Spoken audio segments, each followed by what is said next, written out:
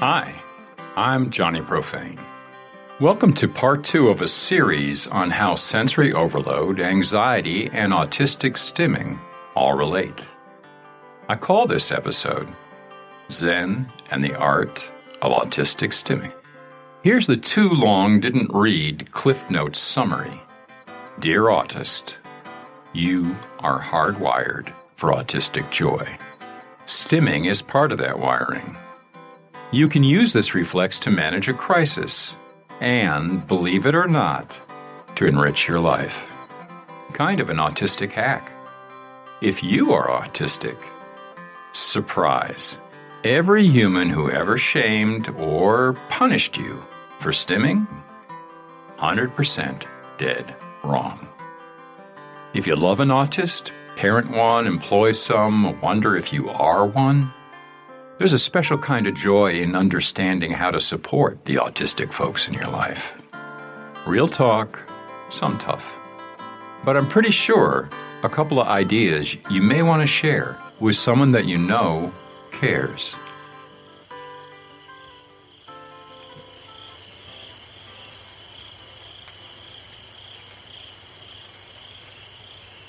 If you know anyone who is autistic, you've heard something about stimming. Maybe something like stims are quirky movements or sounds autistic folks make, usually when they're upset. Most folks, even autists, do think of stims as something to use in an emergency, say to distract and soothe during sensory overload, or survive a business meeting. But I believe they're more central to our well-being, not just a tool in our emergency road kit. I suspect they're inborn instincts, meant to integrate our autistic minds, bodies, and hearts through our senses. Let me tell you a true story. September 2017. Only thing is, right now, at this moment, I don't know what day it is. I don't know anything. In fact, only thought in my head, where am I? I look around. Street corner, cars turning, buses whizzing. A city? Behind, office building. Across the street, couple of bougie shops. Maybe downtown? Above, blue sky, sun. Could be anywhere. Where am I? I got no fucking clue. So I say out loud, I got no fucking clue. So some lady gives me the eye. I try to remember. What am I doing? Pacing, back, forth, for a while. Pace the other corner, too, twice. Maybe more.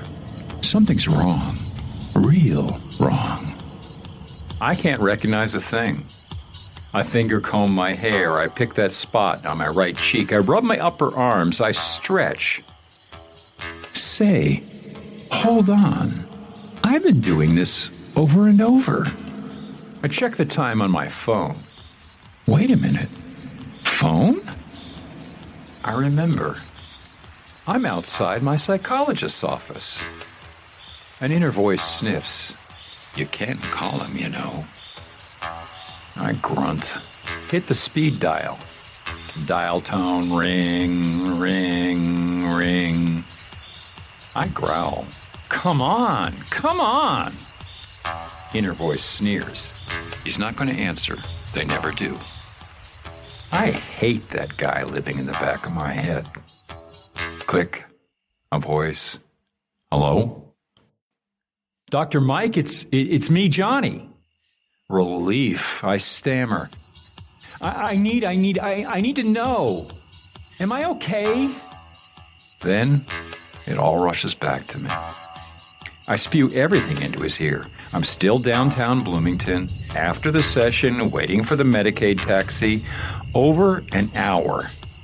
Dispatch refuses to tell me when it will come. Frustrated to tears. I trail off into the phone. Everything looks weird, too bright, fake. I mean, nothing looks real. Am I okay? Am I okay? We talk deep breathing. We talk emotional disconnect from anger, panic attack, dissociation. We talking about anxiety management. First thing, next session. Bottom line, I get recentered. Taxi eventually comes. I get home okay. But emotional overload and panic attacks are not the points of this story. Today we are talking autistic stimming. What, why, but most of all, how. How you can actually use stimming to increase your autistic joy. Work with me here. Going to take me a minute to get there. What is autistic self-stimulation? Pros define it as stereotyped or repetitive motor movements. It's one of the 3 core behaviors that earn you a formal autistic diagnosis, which they've labeled a disorder. Most of us actually autistic folks call it stimming, with affection. Because to us, they can be comfortable little fidgets we can always count on. For many of us, they're automatic. For others, they may be automatic sometimes, but sometimes conscious, sometimes a bit of both. Sort of like your breath. And, although stims come in all shapes and sizes, all autists do them, and most report enjoying them. I can see no earthly reason to label them a pathology, a symptom of a disorder. I'd call them an autistic instinct. You know, good things. But they're for damn good reasons. Survival and joy. I got a lot of stims. Some when I'm nervous. Some I'm excited. And come to think of it, a lot of them when I'm happy, too. For instance, I pace a lot. Like my story outside the psychologist's office. My pacing might have looked purposeful to a passerby, but it began on its own, and it was minutes before I noticed. Like all my stims, I repeated them over and over and over until I ran out of steam and noticed. Or a passerby said something, whichever came first, I forget. Here are some other stims of mine. I rub my arms, hands, legs, or eyes until I see white. I finger comb my hair, repeatedly. I pick at skin. I swing arms. Once in a great while, I flap. I hum. Sometimes random notes, aimlessly. Sometimes a song phrase, repeatedly. Or just purr. Straighten and re-straighten objects within arm's reach. Tap fingers. In an emergency, feet. Rock. Oh, God knows I rock. Lately, I stretch as I wait in checkout lines. You know, sort of like yoga, palms on floor. People stare. Screw 'em. Okay, partial list. As I've aged, become more aware and happier as an autistic, I find myself stimming in crisis a lot less. You should know my wife laughed when we talked about this podcast, and I asserted I don't do it much anymore. When her giggling fit was over, she suggested I'm more comfortable now and no longer give a shit who sees. Goes with my mohawk, sunglasses, and fedora cosplay. But as I'll explain, even if I do them now more than ever, I'm making them work for me.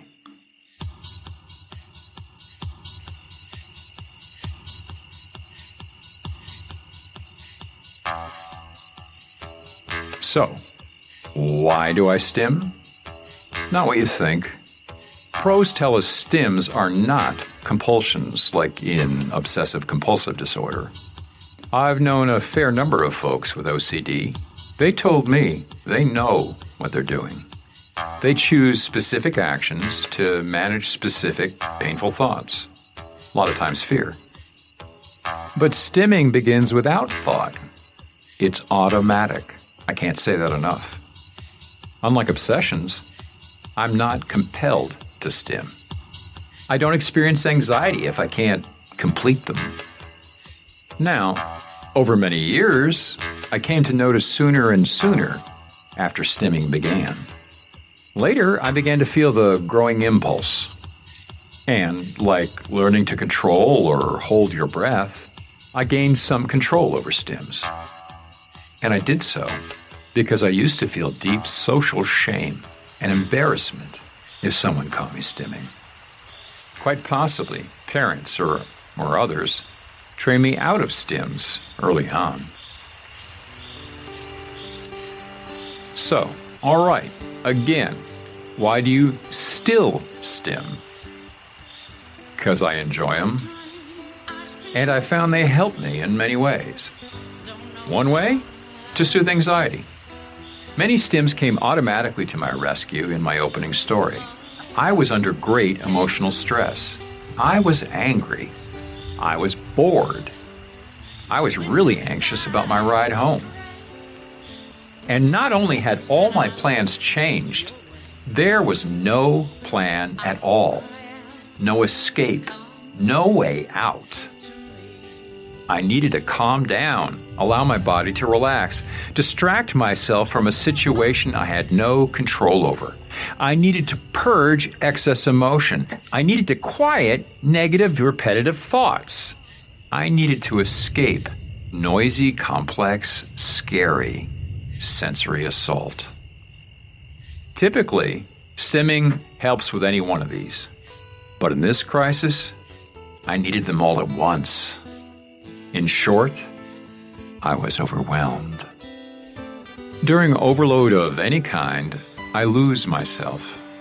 My orientation to space, time, identity, reality.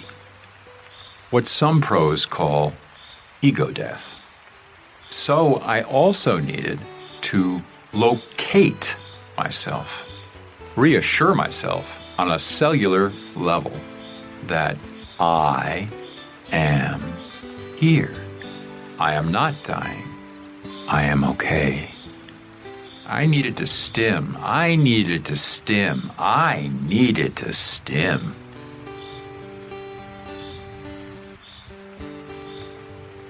As you might imagine, I thought about that incident a lot. Yeah, it was scary. It changed my life. Quite literally. I realized I no longer wanted to live with that level of anxiety in my life.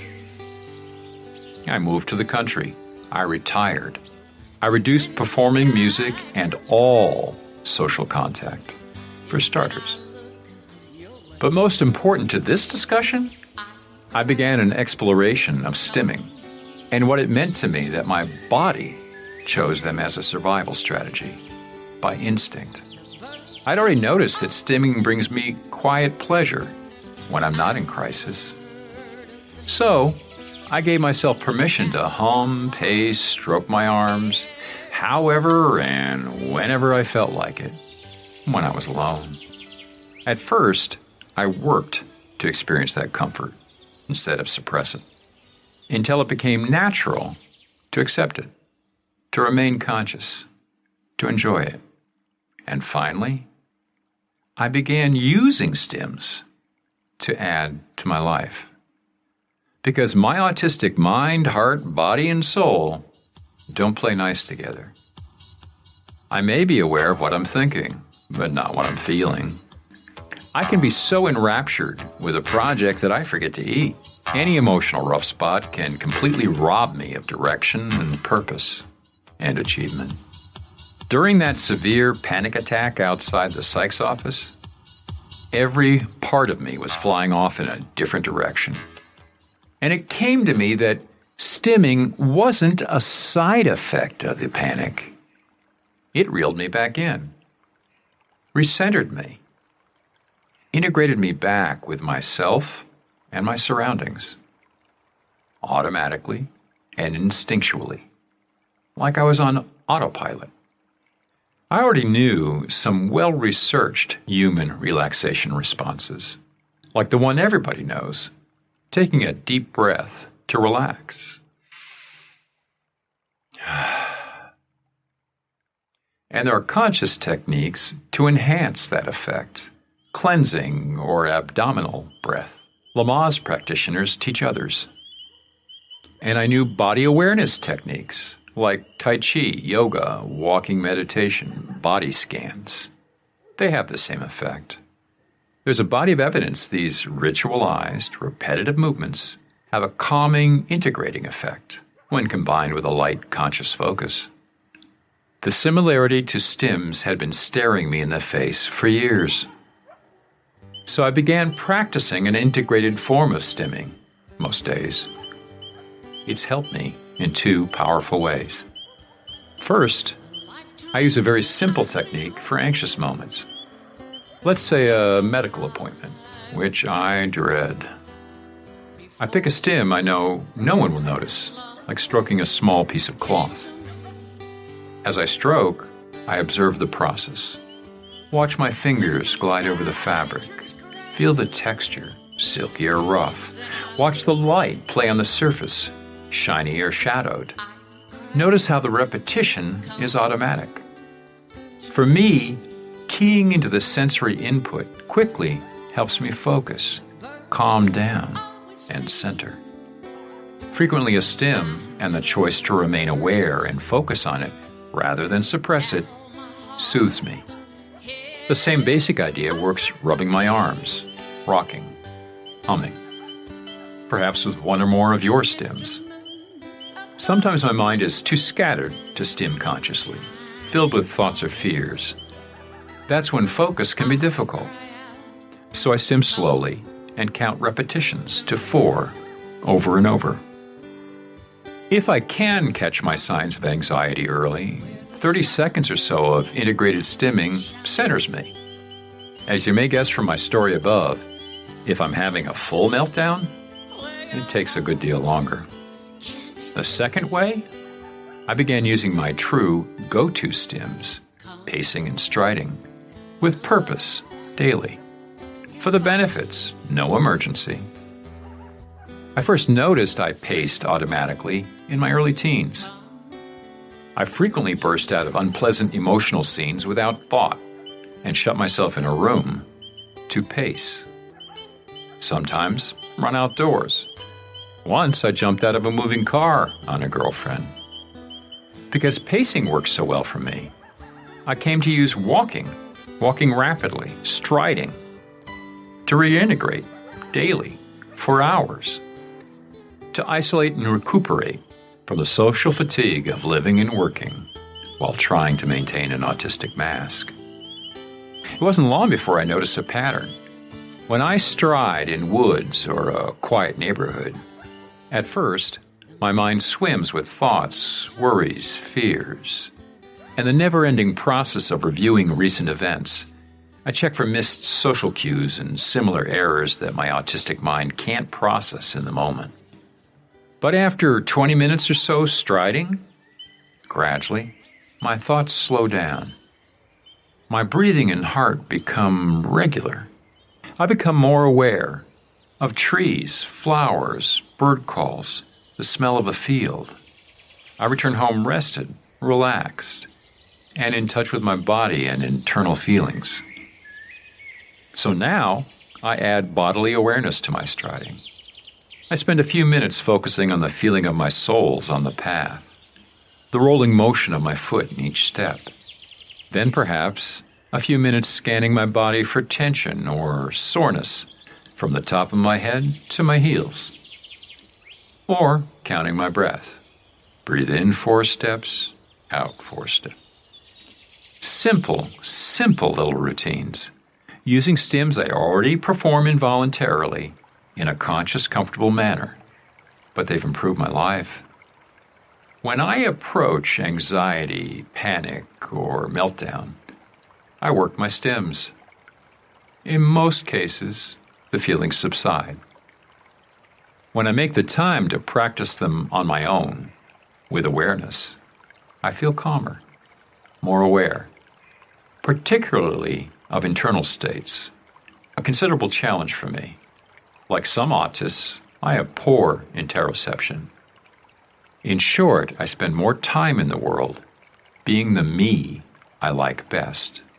Considerate, compassionate, creative. The me I typically am when I'm alone. But now I can share more of that me with the folks that I love. I want to add a cautious note about self-injurious behaviors, a pretty controversial topic. I've had mild behaviors since childhood. I suspect there's a connection between stims and SIBs. I'll come back to this in a future podcast. But what I want to leave you with has nothing to do with some specific techniques I've created for myself. Besides, autists tend to want to find their own ways of doing things. My main point is stimming is nothing to feel or give shame about. It's there for a purpose. If you're autistic, I strongly encourage you to explore stims in whatever way you find they improve your life. If you care for an autist, I ask you to think long and hard before discouraging any autist, young or old, from stims, these built-in regulators and integrators. It seems likely to me it may deny your loved one an extraordinary enrichment of their autistic life.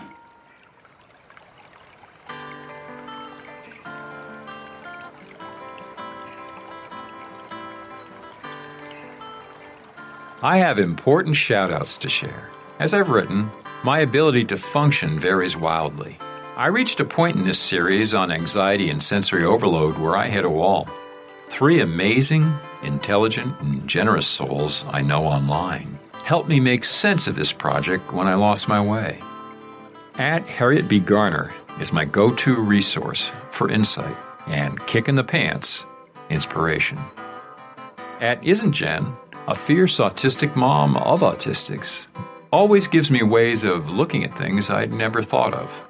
And then, @Dr. H. Lexia, Small Bob, balances a crystal intellect with a compassionate heart. But I must add a 4th musketeer, my wife Kimmy. She stops me cold with her keen observations, usually built on something based on her life wisdom. She's my role model in life and creativity. Keeping things short, I'll mention again that I need your support to keep this podcast going. The goal in front of me is replacing my ancient Dell laptop with a modest gaming PC so I can create good audio and video. $400 to $700 US. 5 folks have helped already, but I got a ways to go. If you enjoyed this episode, please click the support button on Apple, Spotify, or wherever you heard or read this episode. Any amount you can afford will go straight to my autistic activism. But I can't say it often enough. The biggest support you can offer? Share this episode with a friend that you know cares.